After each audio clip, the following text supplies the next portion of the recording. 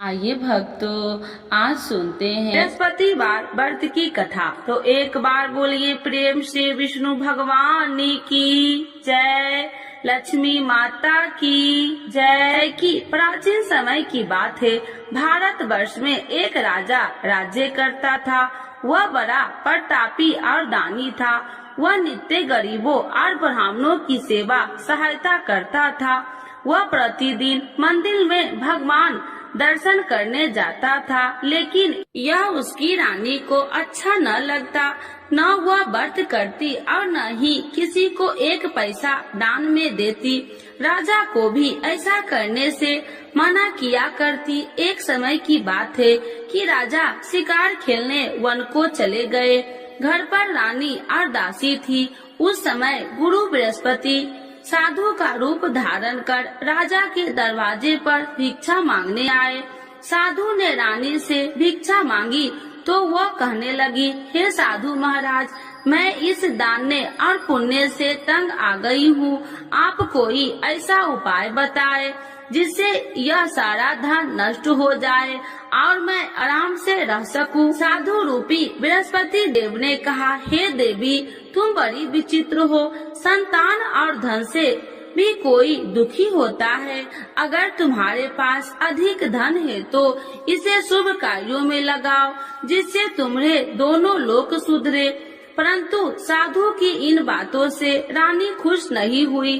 उसने कहा कि मुझे ऐसे धन की आवश्यकता नहीं जिसे मैं दान में दूं तथा जिसको संभालने में ही मेरा सारा समय नष्ट हो जाए। साधु ने कहा, यदि तुम्हारी ऐसी इच्छा है तो जैसे मैं तुम्हें बताता हूँ तुम वैसे ही करना। बृहस्पतिवार के दिन तुम घर को गोबर से लिपना, अपने केसे को पीली मिट्टी से धोना, केसे को धोते समय स्नान करना, राजा से हजामत बनाने को कहना, भोजन में मांस मदिरा खाना, कपड़ा धोबी के यहाँ धुलने डालना। इस प्रकार 7 बृहस्पतिवार करने से तुम्हारा समस्त धन नष्ट हो जाएगा। इतना कहकर साधु बने बृहस्पति देव अंतर ध्यान हो गए। साधु के कहे अनुसार करते हुए रानी को केवल 3 बृहस्पतिवार ही बीते थे कि उसकी समस्त धन संपत्ति नष्ट हो गई। भोजन के लिए परिवार तरसने लगा। एक दिन राजा रानी से बोला, हे रानी, तुम यहीं रहो, मैं दूसरे देश को जाता हूँ, क्योंकि यहाँ पर मुझे सभी जानते हैं, इसीलिए मैं कोई छोटा कार्य नहीं कर सकता। ऐसा कहकर राजा परदेश चला गया। वहाँ वह जंगल से लकड़ियाँ काट कर लाता और शहर में बेचता। इस तरह वह अपना जीवन व्यतीत करने लगा। इधर राजा के बिना रानी और दासी दुखी रहने लगी। एक समय जब रानी और दासियों को 7 दिन बिना भोजन के रहना पड़ा तो रानी ने अपनी दासी से कहा, हे दासी, पास ही के नगर में मेरी बहन रहती है, वह बड़ी धनवान है, तू उसके पास जा और कुछ ले आ ताकि थोड़ा बहुत गुजर बसर हो जाए। दासी रानी की बहन के पास गई। उस दिन बृहस्पतिवार था। रानी की बहन उस समय बृहस्पतिवार की कथा सुन रही थी। दासी ने रानी की बहन को अपनी रानी का संदेश दिया, लेकिन रानी की बहन ने कोई उत्तर नहीं दिया।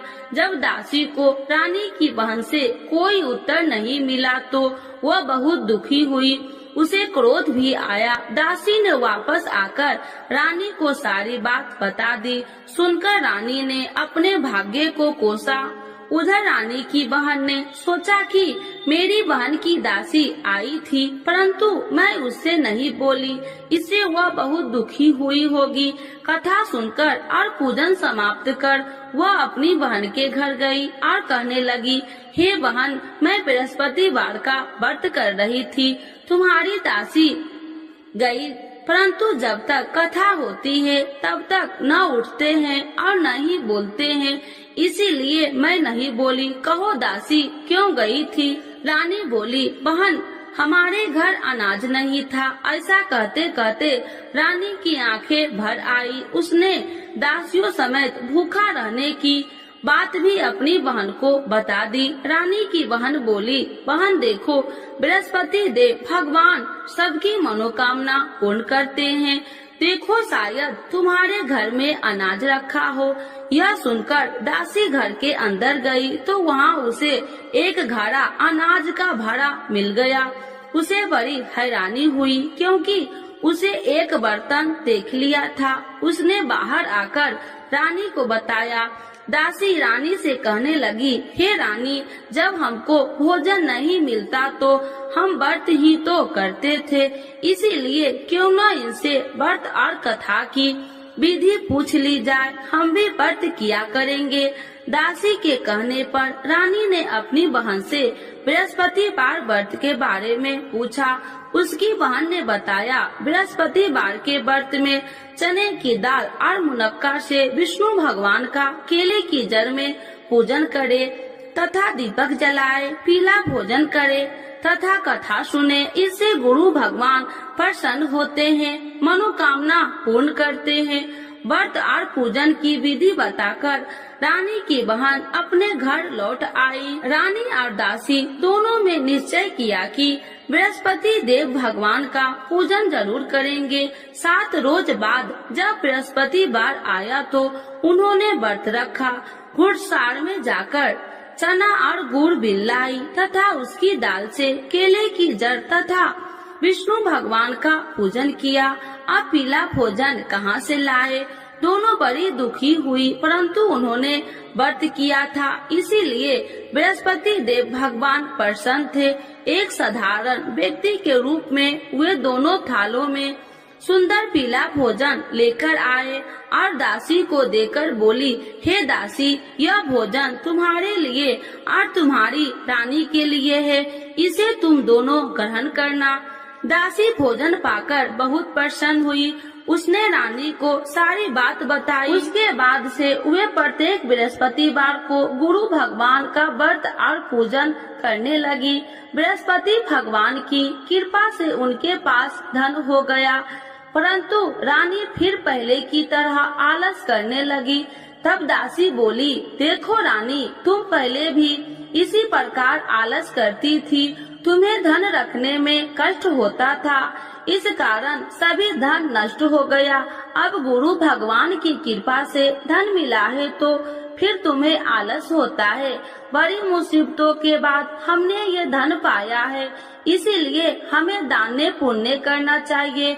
अब तुम भूखे मनुष्यों को भोजन कराओ, प्याव लगवाओ, ब्राह्मणों को दान दो, कुआं, तालाब, बावड़ी आदि का निर्माण कराओ, मंदिर, पाठशाला बनाकर ज्ञान दो, कुमारी कन्याओं का विवाह करवाओ, अर्थात धन को शुभ कार्यों में खर्च करो, जिससे तुम्हारे कुल का यश बढ़ेगा तथा स्वर्ग की प्राप्ति हो और पितृ प्रसन्न हो।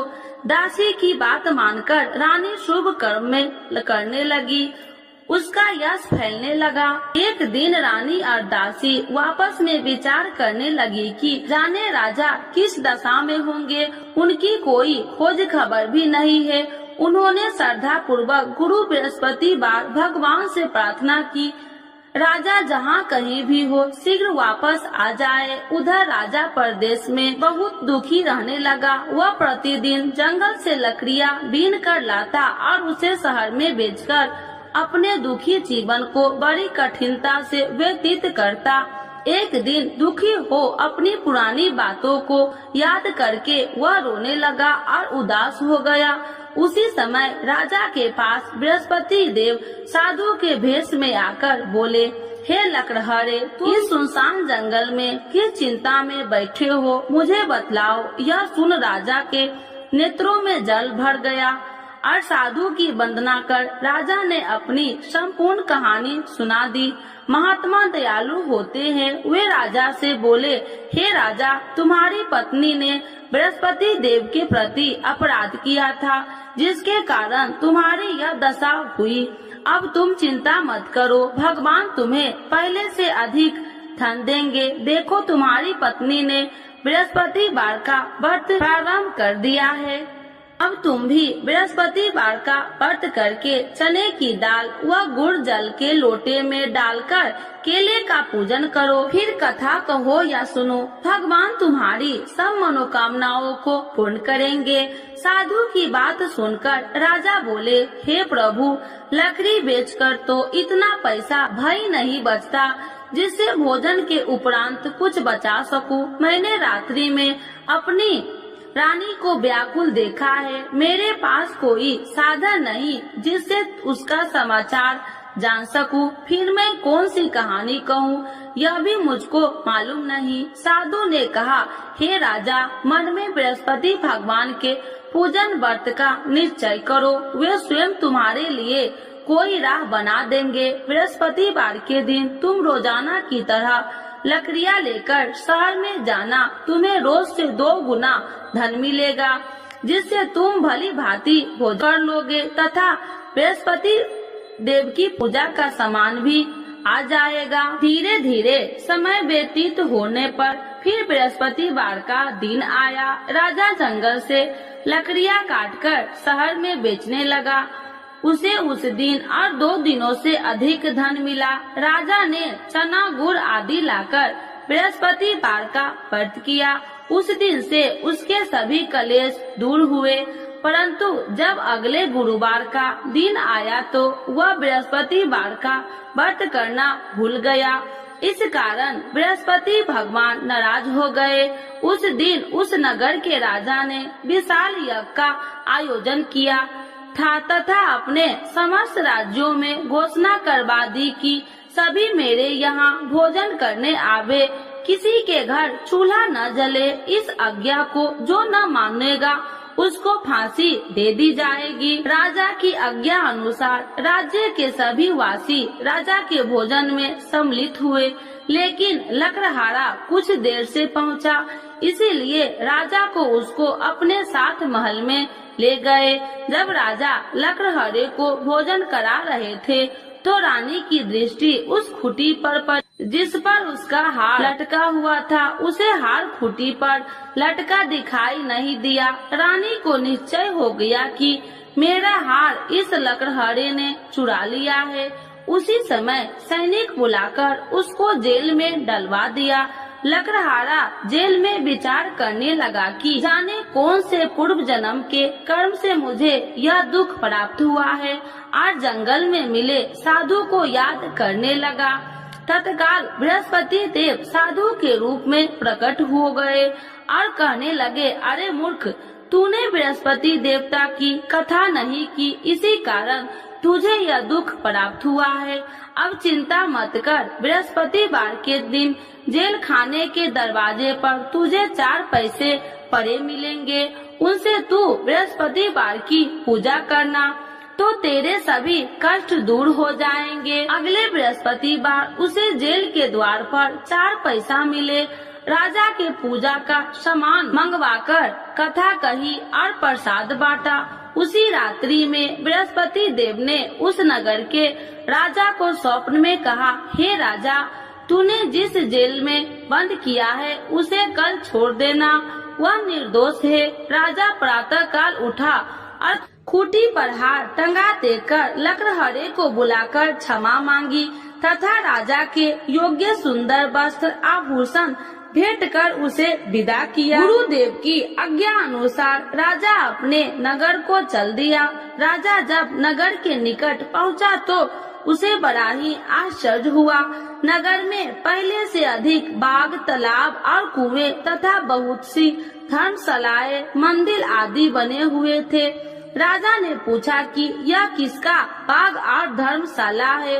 तब नगर के सब लोग कहने लगे कि यह सब रानी और दासी द्वारा बनवाए गए हैं। राजा को आश्चर्य हुआ और गुस्सा भी आया कि उसकी अनुपस्थिति में रानी के पास धन कहां से आया होगा। जब रानी ने यह खबर सुनी कि राजा आ रहे हैं तो उसने अपनी दासी से कहा, हे दासी, देख राजा हमको कितनी बुरी हालत में छोड़ के गए थे, वह हमारी ऐसी हालत देखकर लौट न जाए, इसीलिए तू दरवाजे पर खड़ी हो जा।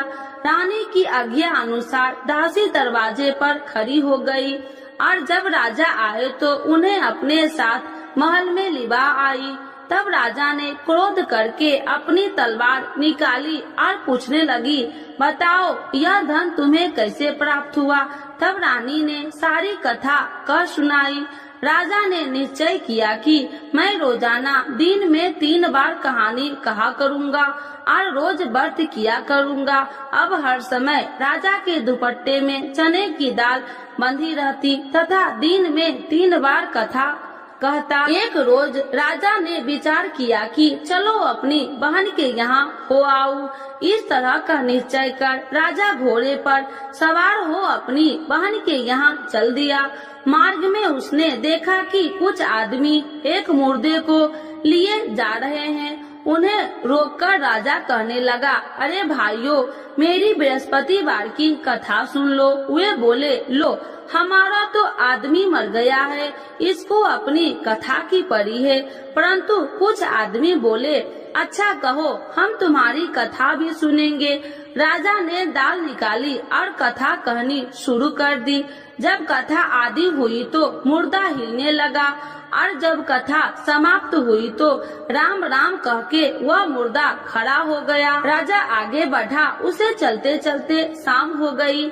आगे मार्ग में उसे एक किसान खेत में हल चलाता मिला। राजा ने उसे कथा सुनने का आग्रह किया, लेकिन वह नहीं माना। राजा आगे चल पड़ा। राजा के हटते ही बैल पछाड़ खाकर गिर गए तथा किसान के पेट में बहुत जोर से दर्द होने लगी। उसी समय किसान की माँ रोटी लेकर आई। उसने जब देखा तो अपने पुत्र से सब हाल पूछा।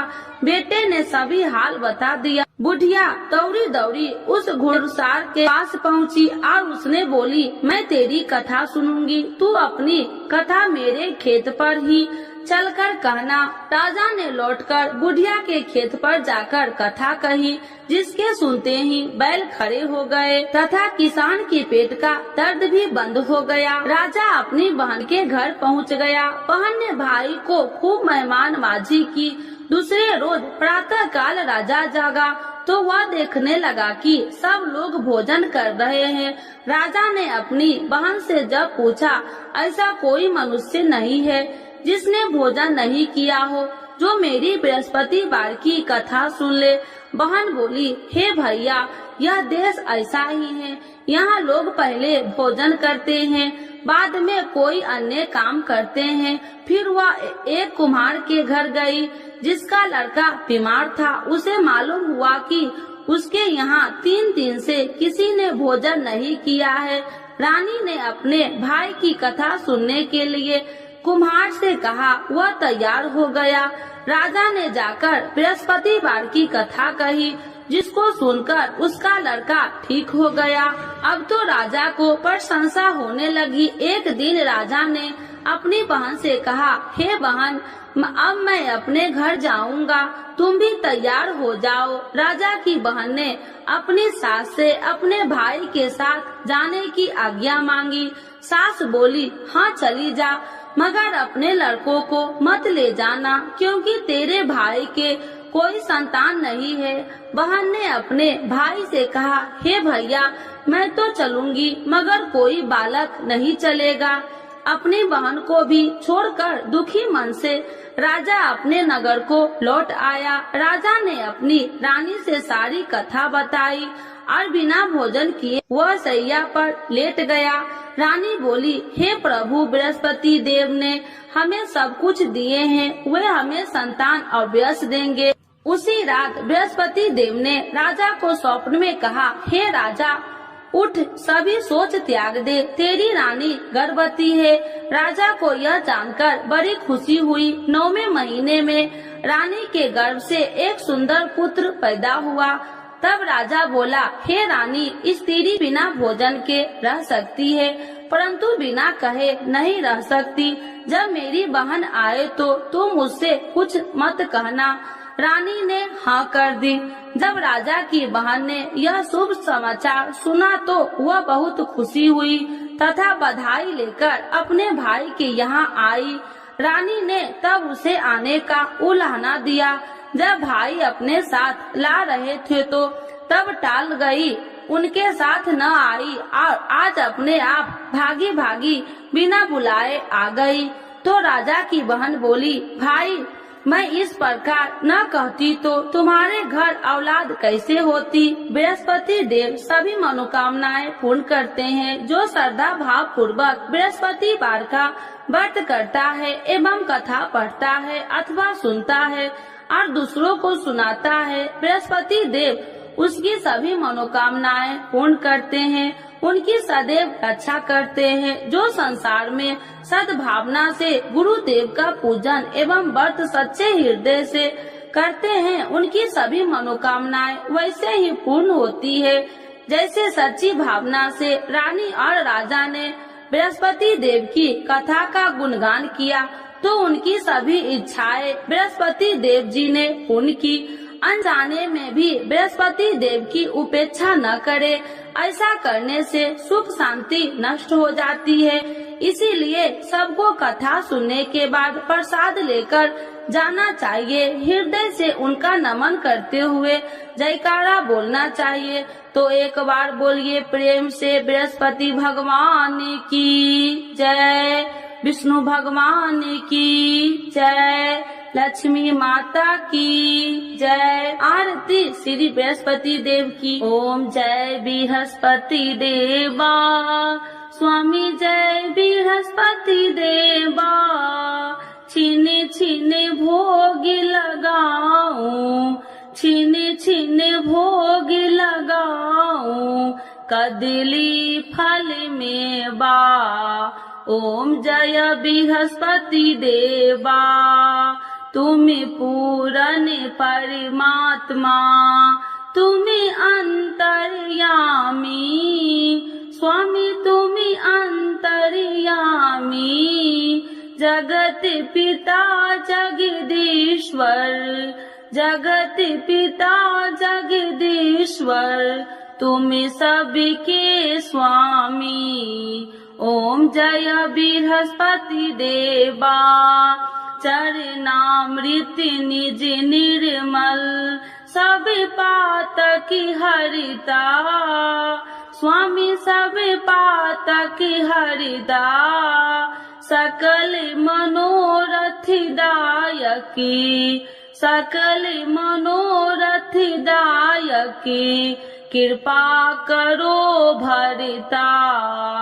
ओम जय बृहस्पति देवा, तन मन धन अर्पण कर, जो जन शरण पड़े, स्वामी जो जन शरण पड़े, प्रभु प्रकट तब हो करे, प्रभु प्रकट तब हो कर, आकर द्वार खड़े। ओम जय बृहस्पति देवा, दीन दयाल दयानिधि, भक्तन हितकारी, स्वामी भक्तन हितकारी, पाप दोष सब हरता, पाप दोष सब हरता, भव बंधन हारी। ओम जय बृहस्पति देवा,